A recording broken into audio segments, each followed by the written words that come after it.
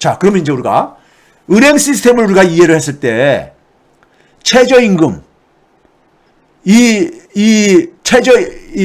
아까 우리가 뭐랬습니까요? 자영업자들 부채가 800조가 넘는다 했잖아요. 자, 자영업자들이 고용하고 있는 최저임금 근로자하고 이 을과 을의 싸움을, 을과 을의 그러니까 이 대립을 피하려면 어떻게 하면 됩니까? 제가 늘 하는 얘기가 뭐냐면은 자영업자들의 그러니까 대출 이자를 1%만 내려주기만 해도 내려줘도 얼마입니까? 800조의 1%면 연 이자가 8조입니다. 8조예요. 그렇죠? 최저임금을 10,000원까지 인상하는데 어느 정도 들어갔었느냐? 한 4조 원이면 돼요. 4조도 큰 돈이긴 하지만은 최저임금 10,000원 인상을 하고 10,000원까지 인상을 하고 이자 비용 8조 줄여준다면은 자영업자들 다 환영할 게 아닙니까? 그렇죠?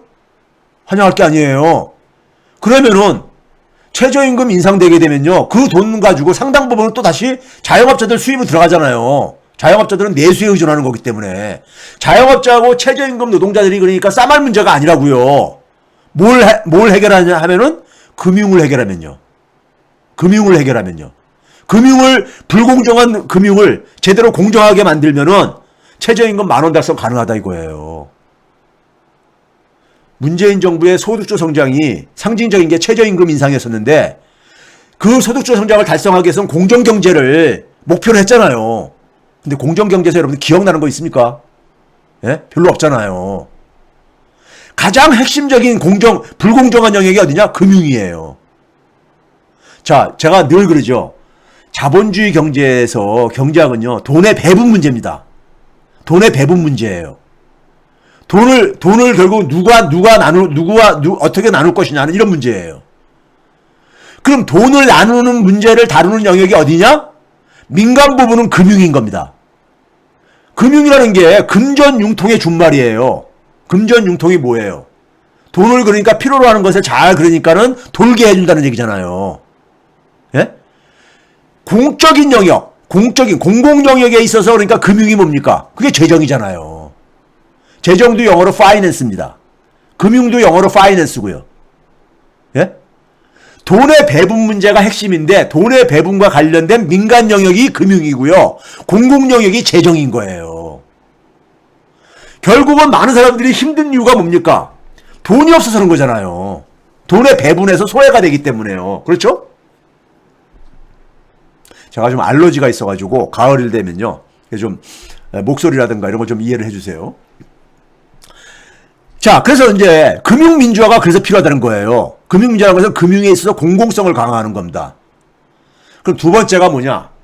재정민주화입니다. 재정민주화. 자, 아까 제가 그랬잖아요. 우리나라는 최저임금에 목을 맬 수밖에 없다. 왜요? 정부로부터 지원받는 사회임금이 너무 작아요. 즉 복지가 취약하다 이거예요. 유럽들보다도. 예? 그러니까 뭐냐면 시장 임금에만 의존하다 보니까는 그걸 많이 올릴 수밖에 없죠. 자기가 최소한 생존을 하려면요. 그렇죠? 그러다 보니까 누구하고 싸움이 일어나는 거예요? 자영업자라든가 소기업들, 소위 말해서 경쟁력이 없는 그러니까 사업주들하고 싸움을 할 수밖에 없는 거예요. 예? 대기업들하고 싸움하는 게 아니라요. 그러니까 을과 을들의 그러니까 이런 갈등이죠. 그러니까 이게 추진이 안 되는 거예요. 그러려면 어떻게 해야 되겠습니까? 최저임금은 그러니까 우리가 이 자영업자라든가 소사업장들을 좀 우리가 어떻게 좀 이게 정리할 때까지는 최저임금 인상은 그러니까 우리가 결국은 그러니까 우리가 개인들의 그러니까 우리가 전체 소득을 생존을 할 만큼 소득을 그러니까 인상하면 되는 거잖아요. 그러면 사회임금을 올리는 방법도 있잖아요. 사회임금을요. 예? 최근에 논의가 되고 있는 기본소득 같은 것을 주게 되면은 최저임금 그만큼 덜 올려도 되는 거잖아요. 사람들이 생계를 유지하는데 그만큼 도움이 되니까요. 예? 1년에 200만 원 주게 되면요. 1인당 200만 원을 주게 되면 제가 계산해 보니까는 한 5% 정도가 그러니까는 최저임금 미만에 있는 소득이 줄어들어요. 자, 재정민주화를 봐봅시다. 자, 우리나라가 사회 지출 비중, 소위 말해 사회 보장과 관련된 거죠. 사회보장과 관련된 게 우리나라가 GDP 대비 12.2%인데요. 예? 2019년에. OECD 평균이 20%예요. 한 절반 정도뿐이 안 되잖아요. OECD 회원국가 중에서 끝에서 네 번째예요. 즉 사회 임금이 굉장히 적은 나라예요. 그러니까 시장 임금에다가 목을 매죠. 예? 그 목을 맬 수밖에 없는 구조인 거예요. 그러다 보니까는 자본가들이 어떻게 합니까? 자영업자들 죽어난다. 자영업자들 평상시에는 걱정도 안 하는 사람들이 오히려 동네 골목 상권을 오히려 뺏고 중소기업 영역을 뺏는 이런 대기업들이 최저임금 인상하면은 자영업자들 그러니까 다 죽어난다. 소상공인들 죽어난다. 이렇게 얘기하잖아. 언제 그렇게 자신들이 소상공인과 자영업자들 걱정을 했다고. 예? 그러잖아요. 그러니까 을과 을에 그러니까는 이 갈등으로 이게 그러니까 비화되잖아요. 그런데 아까 얘기했듯이 사회보장제도가 잘 돼 있으면은 최저임금을 많이 안 올려도 된다 이거예요. 그게 바로 뭐예요? 재정의 영역이죠. 재정의 영역인 거예요. 자, 재정의 영역과 관련해서 최근에 어저께죠. 홍남기 부총리가 무슨 얘기 했습니까? 예? 곡간이 비어가고 있다. 이런 표현을 했었죠. 곡간이 비어가고 있다 그랬었어요. 참, 나 그 얘기 듣고 참 너무한다. 해도 너무한다. 이런 생각이 들더라고요. 자, 여러분들 2019년도 5월 달에, 매년 5월 달에는 뭐가 있냐면요. 국가재정전략회의라는 게 있습니다.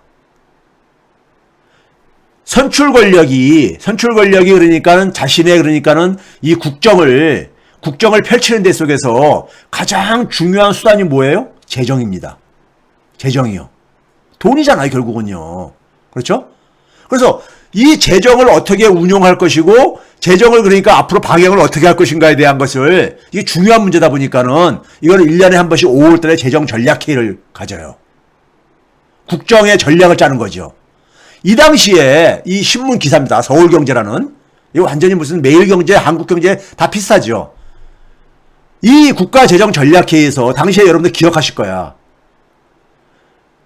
뭐가 그랬냐면요. 대통령이 과감한 재정정책, 즉 확대 재정을 하라고 이렇게 재정을 그러니까 과감하게 동원해라 이제 그랬어요. 그랬더니 홍남기가 대통령 면전에서 뭐라 그랬냐면요. 국가 채무 비율이 GDP 대비 40%를 마지노선으로 본다. 지금 40% 육박하고 있는데 예? 별 쓸 여력이 없다 이거예요. 재정 곡간이 다 비어가고 있다 이거예요. 그러니까요. 이렇게 되는 거예요. 그러니까 뭐라고 했습니까? 대통령이 뭐라 했냐면은, 이렇게 하면서 한 거를 언론에서 뭐냐면 고언을 드렸다 그랬어요. 고언이 아니라 수구 언론들이 모피하고 똑같은 입장입니다. 뒤에서 말씀드리겠지만은. 자, 그러다 보니까는 대통령이 뭐라 했냐면, 야, 미국은 107%이고, 일본은 220%이고, OECD 평균이 113%인데, 우리나라는 40%가 마지노선이랑 근거가 뭐냐, 이렇게 되물었어요. 대통령이요. 예? 홍남기가 40%가 마지노선이라고 하니까요.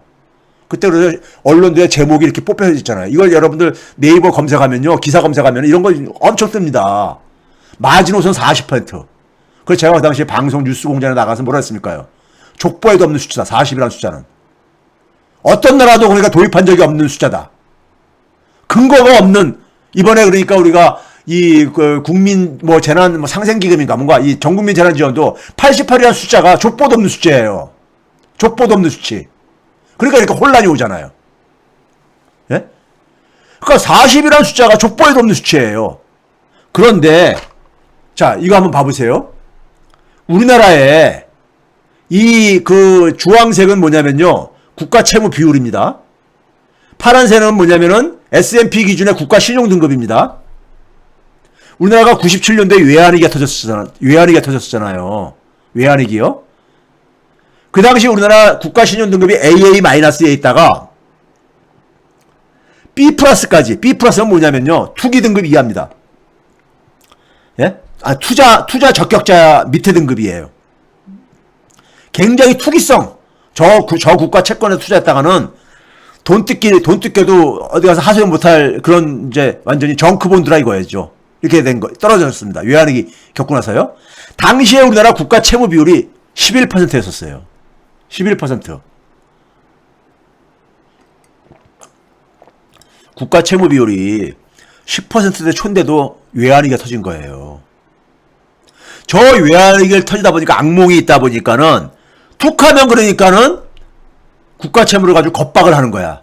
그런데 그 이후에 어떻게 됐습니까? 그 이후에 국가 채무 비율은 쫙 해서 올해 47%까지 넘어섰어요. 외환위기 터질 때에 비해서 거의 5배가 증가한 거잖아요. 그런데 이 국가 채무 비율이 증가하는 거하고 국가 신용 등급도 같이 증가하고 앉았잖아요. 파란색 선하고 주황색 선이 같이 가고 앉았잖아요. 40% 이미 넘어버렸잖아요. 40%가 마지노선에다가 40% 넘으니까 45%가 마지노선이래. 또 바꿨었잖아요. 작년에. 예? 그러니까 40% 마지노선, 45% 마지노선이 넘었는데도 왜 그러니까 국가가 저기 이제 멀쩡하냐고요. 파산 안 하고 망하지 않고. 새빨간 거짓말이잖아요. 40% 마지노선, 45% 마지노선 했으면은 그걸 넘었을 때 국가가 무슨 뭐 이건 뭐 외환위기 오든지 뭐 이랬어야 될 게 아닙니까? 근데 오히려 국가 신용 등급은 계속 올라가. 예? 새빨간 거짓말이잖아요. 이명박 표현들에게 되면 새빨간 거짓말입니다. 그러잖아요. 거기다가 밑에 봐보세요. 밑에 보시게 되면은 국제시장에서, 국제금융시장에서 투자자들이 평가하는 국가신용 평가가 있습니다. 소위 정부가 발행한 채권에 대해서 어느 나라 채권이나 다 그러니까 우리가 위험도가 있잖아요. 그 위험도를 상쇄하기 위해서 그러니까 우리가 일종의 보험, 금융상품 투자에 대한 위험에 대한 보험을 이런 것이 CDS라는 신용파산 스왑이라는 게 있습니다. 이 가격이 과거에 그러니까 문재인 대통령이 문재인 정부가 출범할 때는 일본에 거의 그러니까 일본과 거의 2배 차이가 났었어요. 우리가 그러니까 이 소위 말해서 이 비용 지불을 일본에 2배 정도 냈었어요. 근데 지금은 어떻게 됐습니까? 일본보다 더 낮아졌어요. 낮아졌다고. G7 국가 중에서 네 번째. 일본보다 앞섰어. 국가 신용 등급도 일본보다 2등급이 높아요. S&P 기준이면 어떤 기준이든 간에. 어떻게 한나라 경제부총리라는 사람이 40%가 마지노선, 45% 마지노선 했는데 그 말에 책임을 져야 되잖아요. 40%, 45%가 계속 넘어갔는데도 아무 문제가 없을 뿐만 아니라 오히려 뭐예요? 국가 신용등급은 개선되고 있잖아요. 오히려 과거에 국가 채무비율이 10%일 때 외환위기가 터졌단 말이에요. 국가 채무하고 외환위기라는 거하고는 아무 관계가 없다는 거잖아요. 여러분들 대표적인 나라가 싱가포르 같은 경우에요. 싱가포르가 지금 국가 채무 비율이 130% 됩니다. 근데 싱가포르도 과거에 90년대는요, 70% 미쳤었어요. 근데 그 나라는 그때부터 지금까지 제일 높은 AAA 등급이에요. AAA예요. 미국보다 더 높은 등급이에요. 독일과 같은 싱가포르는요. 예? 싱가포르도 굉장히 개방 경제 작은 나라잖아요. 외국 자본에 휘둘릴 수 있는 나라라고 그러잖아요. 예? 국가 채무비율하고 관계가 없다니까요. 직접적인 관계가. 예?